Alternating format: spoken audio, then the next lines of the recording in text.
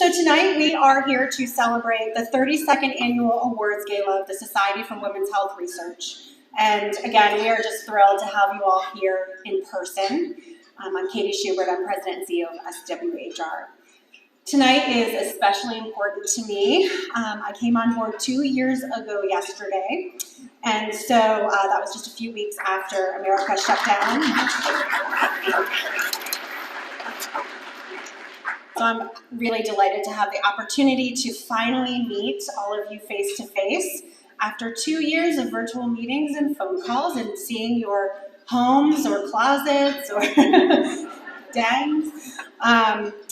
Due to the recent uptick in COVID cases in DC the last couple of weeks, we are missing some of our friends and supporters, but they are here with us in spirit. And I know that we do miss them, but we'll be thinking of them. We have, as you have seen, provided hand sanitizing stations. We've spaced out our tables a bit. Again, please feel free to wear your masks or not, depending on your comfort level. We are very appreciative of the generous support of those of you who are here this evening, and especially to all of our gala sponsors this year. Thank you so much. As a show of support for the people of Ukraine, we are lighting our gala in blue and gold, the colors of the Ukrainian flag. Our hearts are with the people of Ukraine. Thank you. Our hearts are with the people of Ukraine, and we recently published a blog discussing the impact of war on women and public health, along with a list of organizations currently offering assistance for Ukrainian relief and recovery efforts, and so I would encourage you all to check that out to learn more. As we move, hopefully, toward a post-pandemic world, we have elevated the discussion on the importance of investing in scientific research, diversifying clinical trials, planning for public health emergencies, supporting innovation in diagnostics, therapeutics, and life-saving medical devices, and recognizing the need to address health disparities so that all Americans have access to optimal and equitable care. And I'm proud to announce tonight that the Society for Women's Health Research is launching the Women's Health Equity Initiative. We're working to highlight data and sharing stories of women's health in the United States with the goal of providing solutions to improve health equity across diseases, conditions, and life stages that impact women as patients, caregivers, clinicians, and researchers. American women experience health disparities throughout their lifespans and as a direct result of historic health inequities within the healthcare system. Women play a unique role in our healthcare system, not just as patients, but also as caregivers, as healthcare providers, researchers, policymakers, health entrepreneurs, and innovators. As we like to say, women are America's chief health officers. Yet 16% of American women report fair or poor health status, and that percentage is even higher for women of color. To kick off the Women's Health Equity Initiative, we're highlighting the disproportionate impact of 4 diseases, conditions, and life stages that have an impact on women's health based on race, ethnicity, geography, age, and their role as caregiver. The first area is Alzheimer's disease. Approximately 5.8 million people in the United States have Alzheimer's. 2/3 of them are women. Did you know that women have a 30% higher risk of dying from Alzheimer's disease than men? Or that Alzheimer's is the 5th leading cause of death for women? This year, we launched a new Alzheimer's disease program based on the foundational work we've already done in this area that will focus on policies that can address sex and gender health disparities and barriers to diagnosis, treatment, and care for women, and also focus on research opportunities to address the devastating impact of Alzheimer's diagnosis for patients, families, and caregivers. Our second area that we're looking at in this initiative is bone health. Women account for 80% of the estimated 10 million Americans with osteoporosis. Nearly 20% of Medicare beneficiaries die from complications within 12 months after an osteoporotic fracture, and more than 60% of those folks are women. SWHR's Bone Health Program is developing a comprehensive policy agenda to address barriers to access and coverage to preventive services, diagnostics, treatments, and bone health care for women with a focus on osteoporosis and bone fracture across the lifespan. Our third area is maternal health, and the United States has the highest rate of maternal death among developed nations, with significant racial disparities and large differences in rates between states. Did you know that Black and Native American women have the highest rate of pregnancy-related deaths, or that the U.S. has nearly double the number of maternal deaths per 100,000 live births compared to other wealthy developed nations? I'm proud to announce that SWHR will now oversee the administration of the Coalition to Advance Maternal Therapeutics. This is a group of maternal and women's health stakeholders that advocate for greater inclusion of pregnant women and lactating women in clinical trials.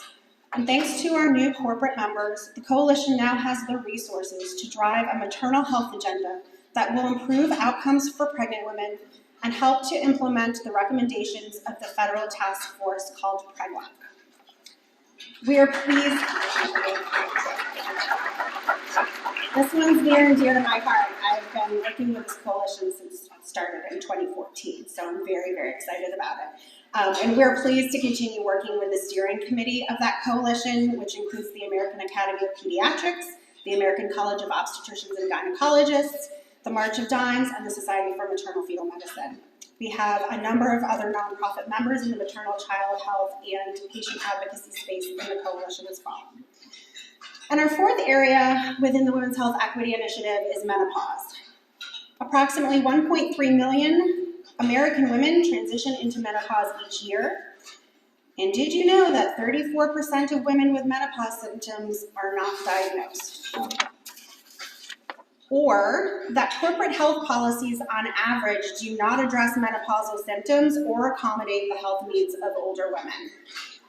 SWHR's menopause program has identified gaps in knowledge, diagnosis, and treatment for women from perimenopause to postmenopause, and this summer we will publish an empowerment toolkit for women to address life-changing symptoms such as vasomotor symptoms, genitourinary syndrome of menopause, and mental health. It will provide information on a holistic approach to medical care and address the stigma often associated with menopause and aging in America.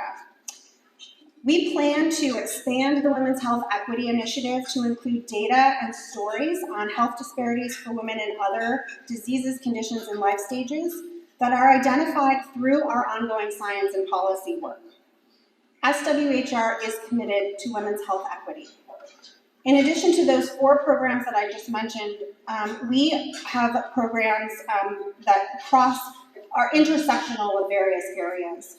We're looking at sex and gender, racial, ethnic, geographic, and age disparities, barriers to access and coverage, and gaps in scientific knowledge. We incorporate and weave these ideas throughout all of our science programs.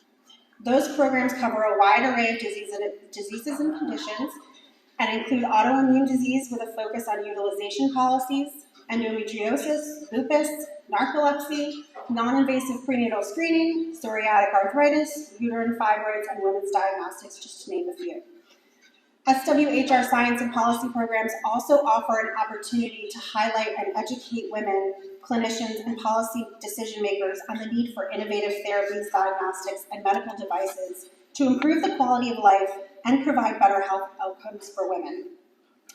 At SWHR, we welcome partnerships with industry, government, and nonprofit stakeholders to expand our science and policy programming to identify scientific knowledge gaps, barriers to access and coverage, health disparities, and educational needs in disease states, conditions, and life stages that impact women as patients and caregivers. Over the last 2 years, SWHR has successfully pivoted to virtual roundtables, bringing together expert researchers, clinicians, patients, and other healthcare stakeholders to engage in important and science-based conversations to improve women's health.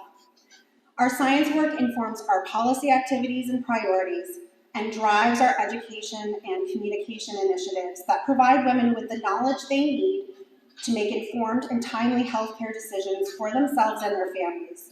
And you can see a sample of our recent toolkits and descriptions of our current programs in the paper program, and I encourage you to check that out as well.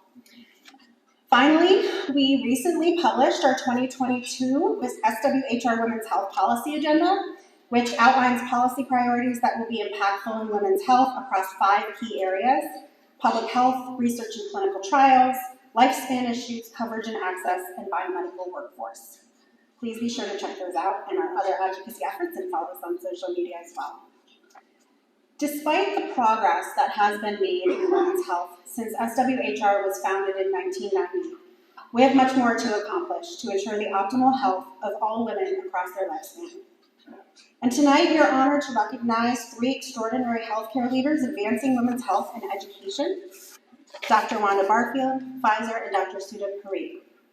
And before I turn the podium back over to our MC, I'd like to recognize some of the federal officials in health policy who have joined us tonight: Dr. Diana Bianchi, Dr. Allison Cernich, Andy Freestad, Jennifer Friedman, Dr. Betty Graham, Adriana Ligorio, and Dr. Kavita Vasisht. I'd also like to acknowledge and welcome national leaders in advancing health equity: Ms. Dina Darlington, Dr. Gary Puckerin, and Ms. Mary Woolley. Thank you all for your support and your efforts.